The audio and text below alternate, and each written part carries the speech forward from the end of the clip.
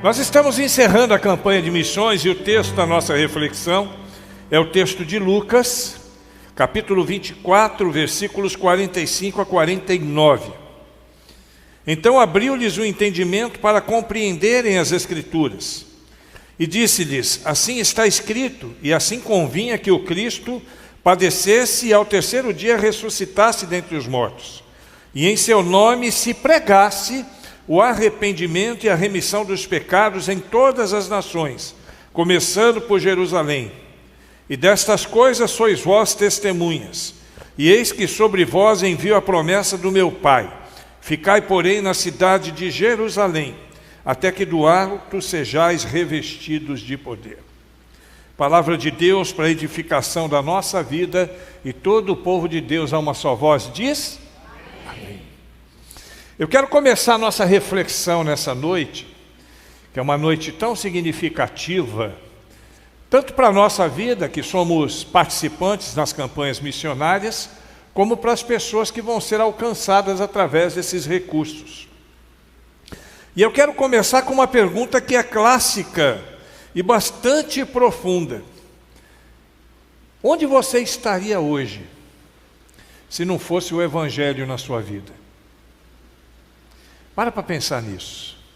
Onde você estaria hoje sem o Evangelho de Cristo, se não fosse o Evangelho na sua vida? Se alguém não lhe tivesse dito a respeito de Jesus, você certamente estaria separado de Deus, vivendo sem a sua ajuda.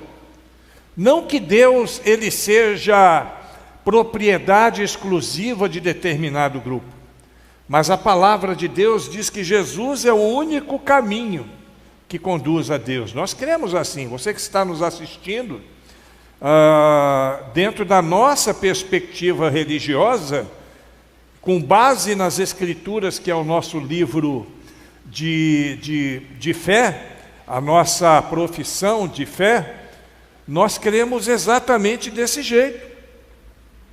Deus é misericordioso, Deus é amoroso, mas Deus é extremamente justo. E muito embora nós falamos essa semana que a misericórdia de Deus em alguns momentos é maior do que a justiça, né? Eu não sei se a gente pode fazer essa consideração, mas só para a gente entender que a misericórdia de Deus se renova a cada manhã, se estende de geração em geração, e o objetivo maior da misericórdia de Deus é que nós sejamos alcançados, a fim de que no juízo final nós possamos receber o veredito do Senhor, que diz que se alguém está em Cristo, nova criatura é, as coisas velhas se passaram, nenhuma condenação há para os que estão para os que estão em Cristo Jesus, e daí por diante. Mas infelizmente, grande parte da população mundial, 2/3 da população mundial, ainda não conhece Jesus. E é por isso que nós, os crentes em Jesus Cristo, precisamos ter um coração para Deus, mas uma visão para o mundo. Eu tenho que ter o coração para Deus e a visão para o mundo. Uma visão que seja missionária. E uma visão missionária é aquela visão que contempla a pregação, a explanação do Evangelho de Cristo, que é o poder de Deus para a salvação de todos os homens. A última palavra que Jesus deu à igreja está lá em Lucas 24, vós sois testemunhas dessas coisas. Testemunhas dessas coisas. Nós precisamos falar do amor de Deus, nós precisamos falar da misericórdia de Deus, precisamos falar da intervenção de Jesus Cristo em nosso favor, e a igreja ela existe com essa finalidade. Acima de tudo, nós vamos falar no desdobramento dessa mensagem, mas já antecipo que isso é um fato, a igreja tem por objetivo falar do amor de Deus, compartilhar as boas novas de Jesus. Tal como os discípulos de Jesus que ouviram pessoalmente essas palavras que foram ditas ali em Lucas, nós também devemos nos lembrar que sempre que Deus planta uma visão em nossos corações, é porque Ele tem uma proposta de bênção em mente. Não só para a vida dos outros que vão ser alcançados, mas para a nossa vida também. E se nós dermos o primeiro passo em obediência, o Senhor vai levar-nos a um segundo, que é exatamente o que precisamos: viver para a glória de Deus. É o que Deus espera de cada um de nós, é o que Deus espera da igreja. E nesta noite, em que estamos encerrando a nossa campanha missionária da Junta de Missões Mundiais, eu quero pensar em 5 questões que são extremamente importantes e que nós precisamos considerar sempre que nós fizermos uma campanha ou uma viagem missionária.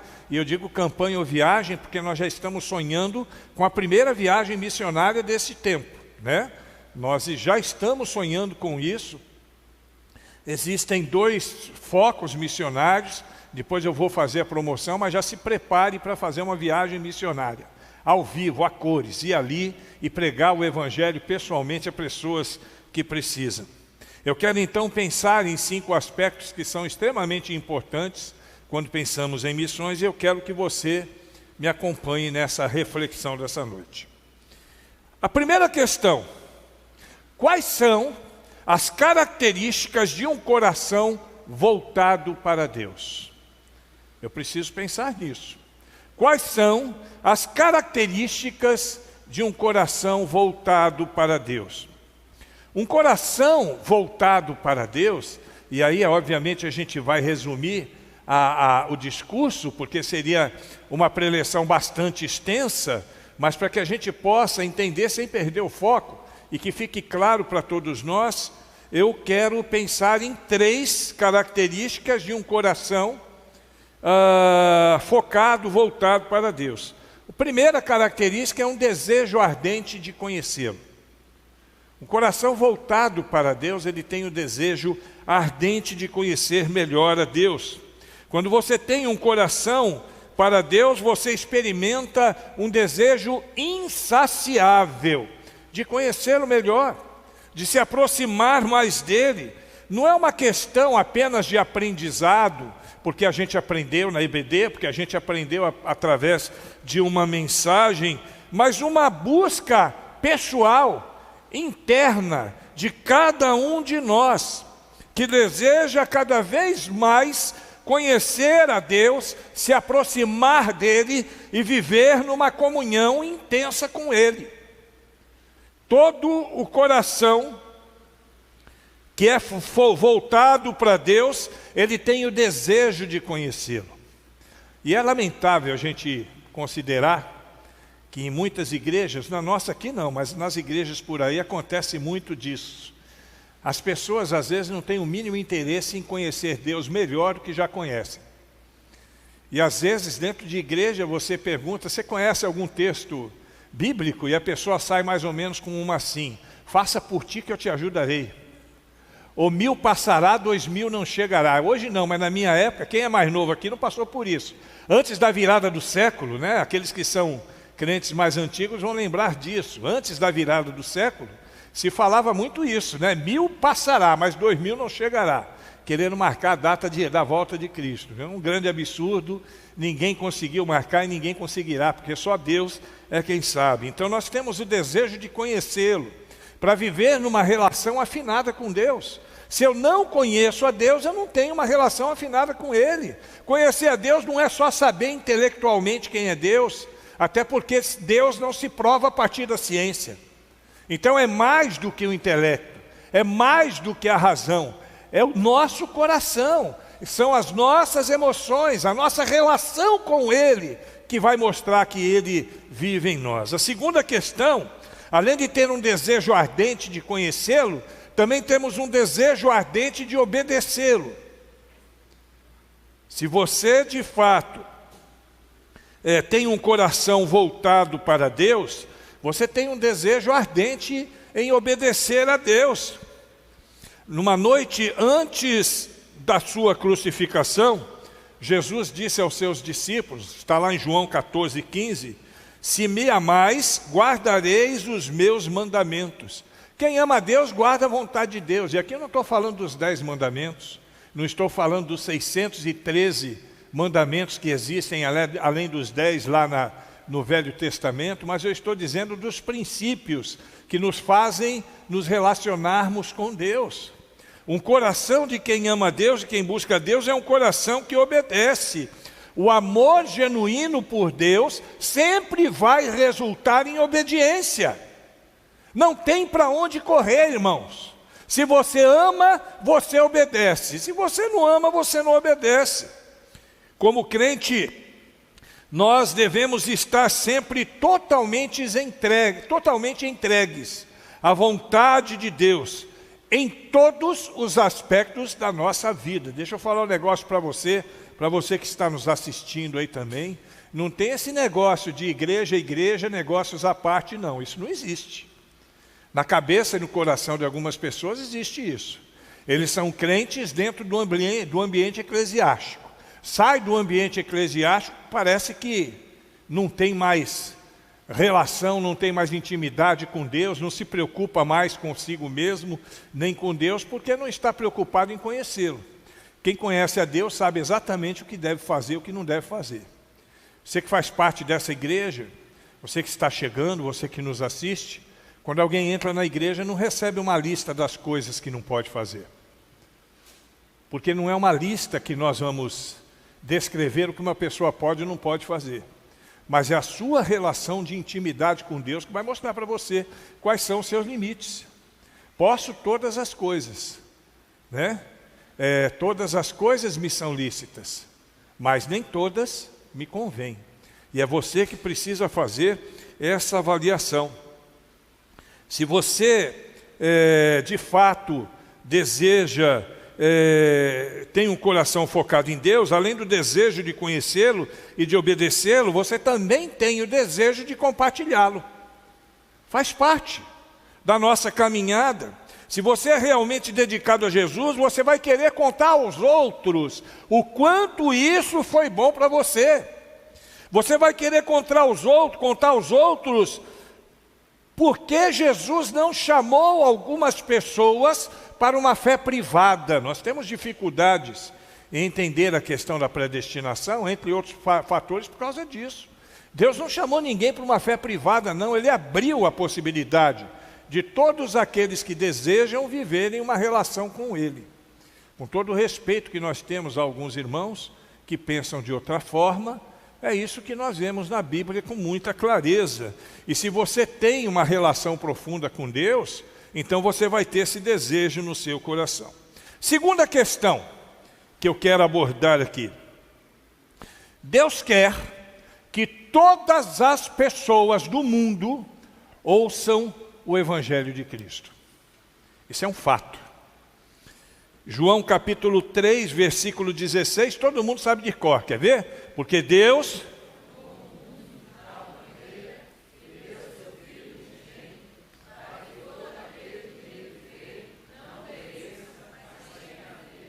Para todo mundo.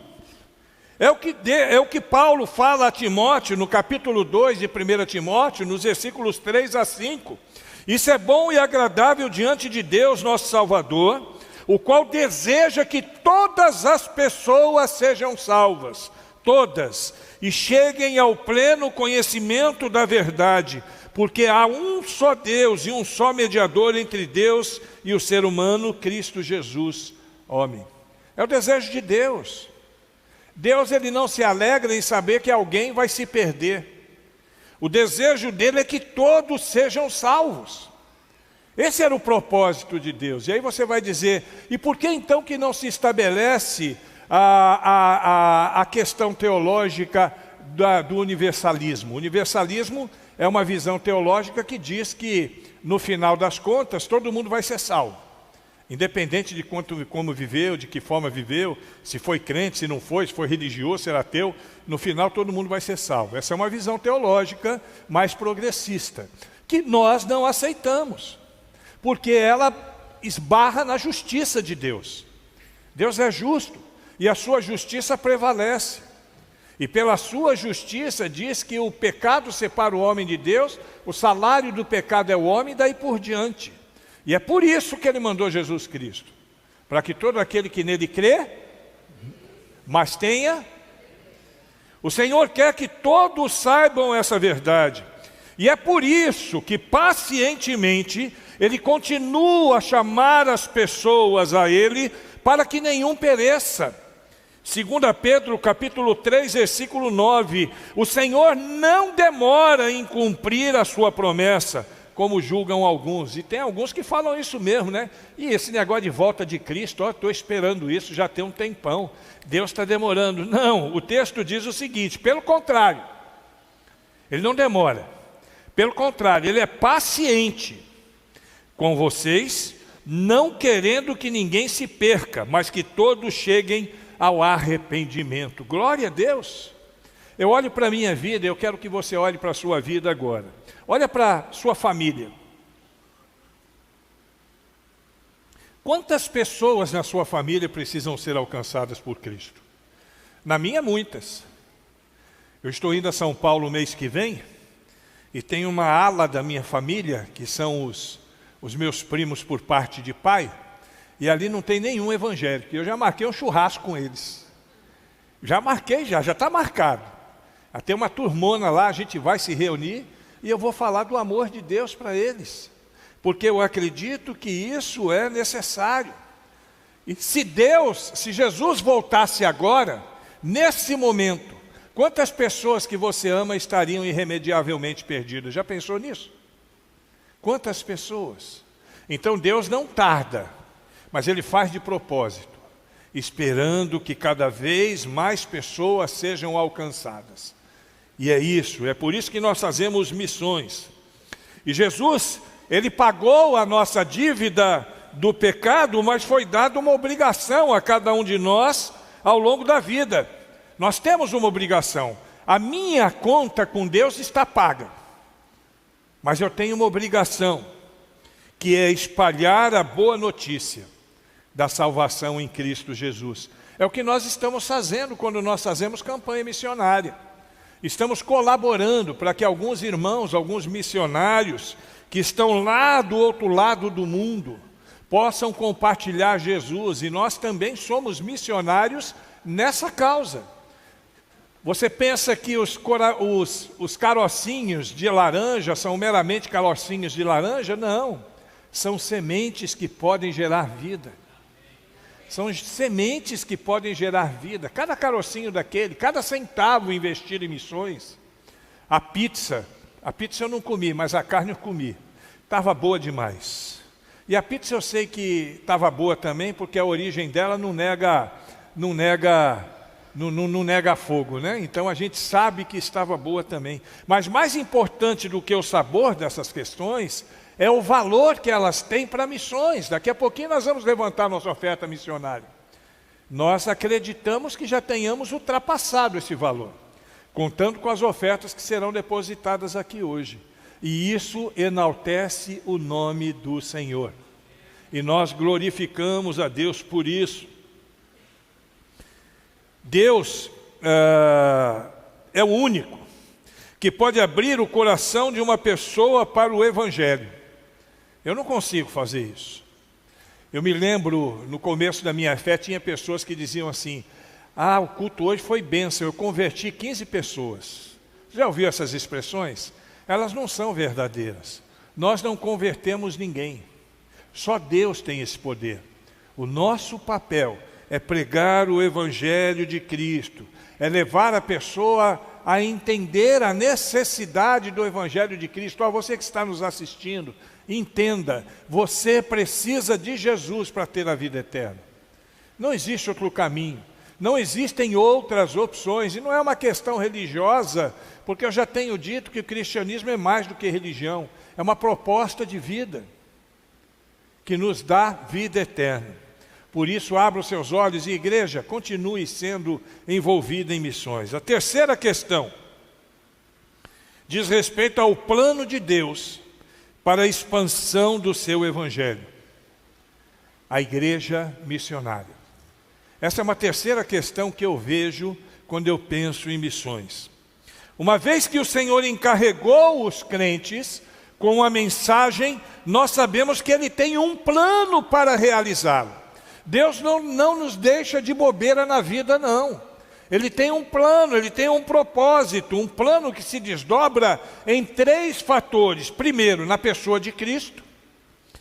Ele é o único que ofereceu a sua vida por expiação substitutiva pelos nossos pecados. E por sua autoridade divina, Jesus nos ordenou a contar aos outros sobre a sua oferta de perdão. Jesus é o único que faz isso. E ele diz assim: Ítalo, pode ir lá e falar para as pessoas da oferta que eu estou fazendo pela vida deles. Bruno, vai lá e diga para as pessoas a oferta que eu estou fazendo pela vida deles. Então, a pessoa de Jesus Cristo é um fator importante na questão missionária. A segunda questão é o poder. É um fator importante. Conhecer o trabalho está além de nós. Jesus enviou o seu Espírito Santo para viver dentro de nós, os crentes, capacitando-nos e equipando-nos para realizar a tarefa de testemunhar ao mundo. Eu não tenho condições nem competência por minha própria conta e risco de fazer isso. Posso ser eloquente, posso ser inteligente, eu posso ser o que for. Mas a ação humana, sem unção divina, é mera presunção. A ação sem unção é presunção. Não resolveria nada, não traria ninguém. O poder, ele procede dos céus, o poder nos é dado por Deus, que é o Espírito Santo de Deus que habita em nós. O Espírito Santo de Deus que habita em nós. Isso nos faz verdadeiros missionários. E por último, o seu programa. Então é Cristo, o Espírito Santo e o seu programa. Porque Deus ama a todos sobre a terra e Ele não deseja que nenhum deixe de ser evangelizado. Ele colocou um plano em movimento. E esse plano somos nós, a Igreja de Cristo. Nós somos o plano de Deus.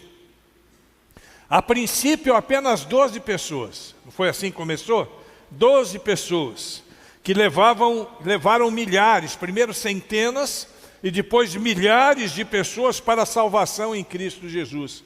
Hoje são bilhões de pessoas que conhecem o Evangelho de Cristo.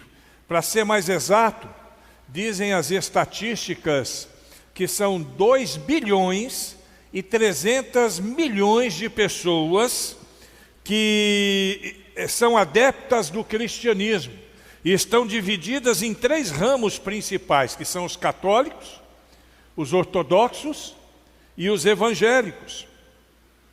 E isso representa, irmãos, 1/3 da população mundial. Quer dizer que de cada 3 pessoas no mundo, uma é cristã. Parece um bom número, né? Mas ainda significa que 4 bilhões e 600 milhões de pessoas não conhecem a Jesus Cristo. É muita gente, irmãos. É muita gente. Aliás, bem mais do que isso, né? Essa estatística já está um pouco desatualizada, porque hoje já somos mais de 7 bilhões e meio de pessoas no mundo. Assim, ainda tem muita gente que não se dobrou ao Evangelho. E aí eu pergunto para você: como ouvirão se não há quem pregue? E como pregarão se não forem enviados? Nós somos uma agência missionária, eu tenho dito isso há alguns dias. A igreja é a principal agência missionária que existe.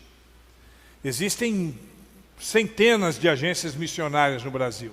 Só entre nós existe pelo menos umas 30, né, que são as maiores: Junta de Missões Nacionais, Junta de Missões Mundiais e as convenções estaduais. Todas elas têm juntas missionárias. São pelo menos 29, se eu não me engano, que tem estados que têm 2 convenções. São mais de 30. São mais de 30. Mas ainda assim, tem muita coisa para ser feita. E mais importante do que todas essas agências missionárias é a agência missionária que somos nós, a igreja local. Nós somos agência missionária. Estamos fazendo missões, trazendo um envelope aqui a esse gasofilácio hoje? Estamos. Isso é importante, isso é desejável e isso é agradável aos olhos do Senhor. Mas precisamos também abrir os nossos olhos para entender que precisamos ser uma agência missionária local. Mesmo que nós possamos alcançar outras partes. Eu tenho sonhos missionários para essa igreja, que certamente vão se concretizar, porque dizem que um sonho que alguém sonha sozinho é só um sonho. Mas os meus sonhos eu sonho com Deus. E se eu sonho com Deus, certamente nós vamos alcançá-los. É isso que nós precisamos. Na campanha de hoje, nós estaremos ofertando para missões mundiais. Uma organização missionária da Convenção Batista Brasileira, que está presente em 79 países. E tem 1.860 missionários, segundo o relatório de outubro a dezembro de 2021. 79 países. A sua sementinha de laranja vai chegar em 79 países pelo mundo afora. Aquele churrasco que você comeu, o valor que você pagou vai abençoar missionários que estão espalhados pelo mundo afora. E esse é o propósito de Deus para a nossa vida. E por último, a quarta questão.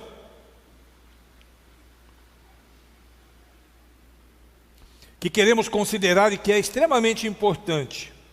O que exatamente significa uma igreja missionária? Eu vou resumir para você. Uma igreja missionária é uma igreja disposta a cumprir a sua missão principal que ela tem com relação à humanidade. Você sabe qual é a nossa missão principal relacionada à humanidade? É o cumprimento da grande comissão. Ir por todo o mundo, a todas as pessoas, cumprindo, pregando o Evangelho de Cristo. E essa igreja missionária, ela tem uma visão para o mundo, não apenas para a própria cidade. Importante fazermos missões aqui em Medeiros Neto, mas precisamos enxergar outras partes do mundo também. Essa igreja responde obedientemente através do envio de missionários. Nós, nesse momento, não temos missionário, mas dentro do sonho de Deus, que eu vou compartilhar com a igreja, que a igreja vai sonhar comigo, nós teremos missionários espalhados por aí, pregando o Evangelho de Cristo, missionários remunerados pela igreja, missionários que vão responder a Deus através da igreja. Essa igreja claramente proclama a mensagem de Cristo para a redenção. O papel principal do missionário é esse. Nós temos feito desde dezembro, nós temos nos envolvido com questões relacionadas à compaixão, levando material, trazendo paz, alimento e um pouco de conforto a pessoas que necessitam, mas essa não é a função principal da igreja. Essa é uma das funções da igreja. A função principal da igreja é dar aos homens o alimento que não perece, o Evangelho de Cristo, o pão da vida. E quem comer deste pão nunca mais vai ter fome. Esse é o nosso papel principal e nós precisamos entender a importância de pregar a mensagem de Cristo para a redenção. Essa igreja missionária, ela desafia aqueles que são chamados por Deus para levar a mensagem de Cristo aonde quer que Ele envie. Eu não sei se entre nós aqui nós teremos alguém que um dia vai responder ao chamado missionário. Não sei. Mas se tiver, eu quero dizer para você que Deus vai garantir que você seja bem-sucedido em tudo aquilo que você fizer, para a glória de Deus. E por último, essa igreja dá suporte àqueles que são chamados para o campo missionário. É isso que nós estamos fazendo. Nesse momento, nós somos aqueles que seguram as cordas, porque a proposta missionária é exatamente essa. É um poço, o mundo, alguém está lá embaixo, precisando de suporte. Uma pessoa desce pela corda para poder resgatá-la, enquanto outras seguram as cordas. Nesse momento, nós somos aqueles que seguram as cordas.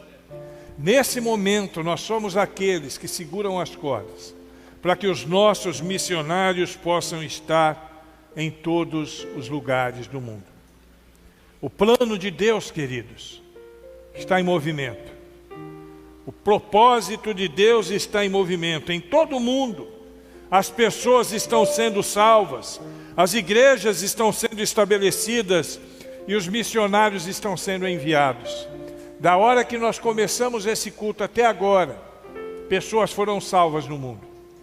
É claro que algumas morreram sem Cristo, mas outras foram salvas.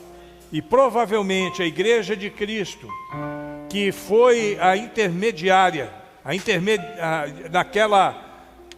naquela evangelização, ela teve uma igreja ou várias igrejas que foram intermediadoras, a partir do compartilhar da oferta que dão. E você pode entrar no campo missionário ainda hoje, evangelizando um lugar do outro lado do mundo. Você pode estar hoje na Ucrânia, aquele país devastado pela guerra, onde não somente as pessoas que não conhecem a Cristo, mas aquelas que o conhecem também, precisam de nosso apoio.